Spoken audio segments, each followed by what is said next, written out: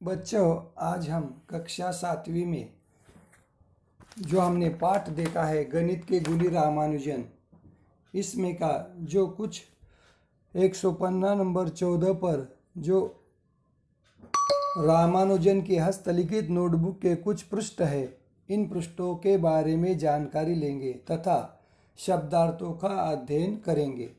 जैसे रामानुजन लिखित नोटबुक के कुछ पृष्ठ। रामानुजन की मृत्यु के बाद हार्डी ने उनकी दूसरी नोटबुक के परिणामों का क्रमबद्ध सत्यापन किया। देखो, हार्डी जो इंग्लैंड में उन्होंने बुलाया था और उनके गणितों का नोटबुक के कुछ हिस्से का अध्ययन करने के बाद रामानुजन की मृत्यु होने के बाद हार्डी ने उनकी दूसरी नोटबुक के परिणामों का क्रमबद्ध निश्चित क्रम से सत्यापन किया। यह एक विकट कार्य था। विकट यानी कठिन कार्य था, क्योंकि इन नोटबुकों में तकरीबन 300 प्रमेय थे और इस नोटबुक में श्रीनिवास रामानुजन ने तकरीबन लगभग 300 प्रमेय लिखे थे।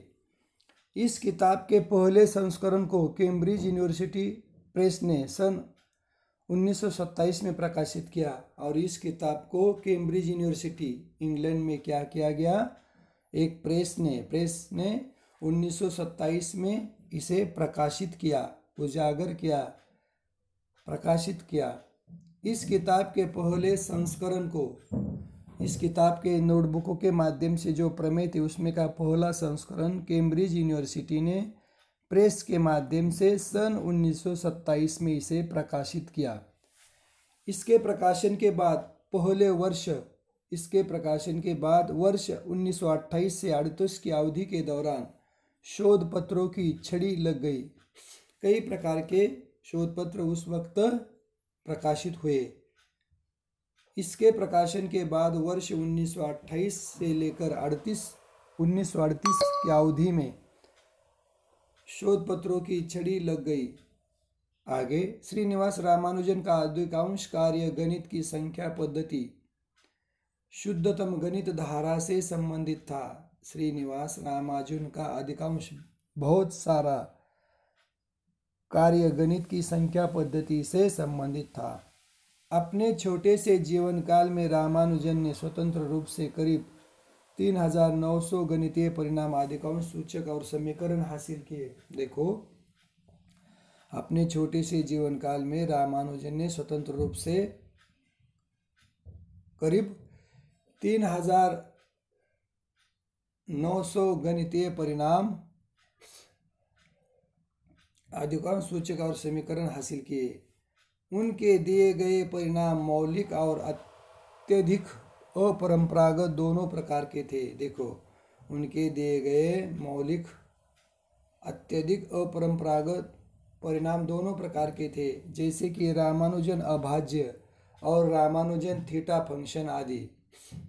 उनके दिए गए परिणाम मौलिक और अत्यधिक अपरंपरागत दोनों प्रकार के थे, जैसे कि रामानुजन अभाज्य और रामानुजन थीटा फंक्शन आदि। इनसे गणित में भावी शोध को अत्यंत प्रेरणा मिली और इसकी वजह से, थीटा फंक्शन की वजह से, रामानुजन अभाज्य की वजह से गणित में भावी शोध को अत्यंत प्रेरणा मिली।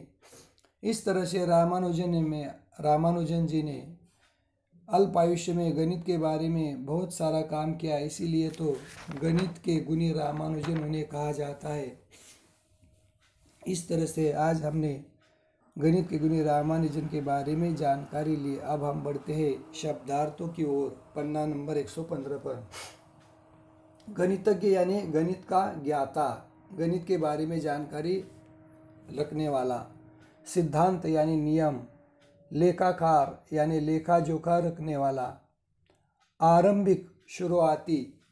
व्यापक, समग्र रूप से। शोध यानी लिखा पढ़ी। नैसर्गिक यानी सहज। अनुभाग यानी खंड, एक एक भाग खंड का प्रकाशन करना, अनुभाग यानी खंड। लिपिक यानी क्लर्क। योग्यता यानी कौशल, कैपेबिलिटी।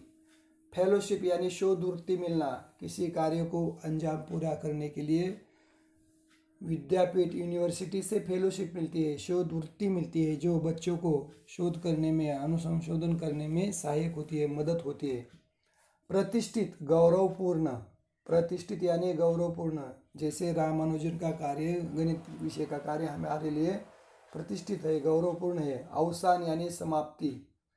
क्रमबद्ध यानी सिलसिलेवार, एक के बाद एक, जैसे पन्ना नंबर हम पलटते नहीं, 115, 116, 117, निश्चित क्रमबद्ध से उस पर जानकारी होती है, उसे कहा जाता है क्रमबद्ध यानी सिलसिलेवार। सत्यापन यानी जांच करना। गणना यानी गिनना, काउंटिंग करना। इस तरह से उनके शब्दार्थ और रामानुजन की हस्तलिखित नोटबुक के कुछ पृष्ठ थे। उन पृष्ठों का आज हमने अध्ययन किया, स्पष्टीकरण किया। यहाँ पर रुकते हम, धन्यवाद। और हाँ, आप लोगों को गणित के गुणी रामानुजन के पाठबोध रूपी प्रश्न भी लिखने हैं, इसलिए रामानुजन के बारे में विस्तारता से जानकारी लिखकर रामानुजन के ऊपर 15 वाक्य लिखिए ताकि होमवर्क लिखने में आपको आसानी होगी। यहाँ पर रुकते हम, धन्यवाद।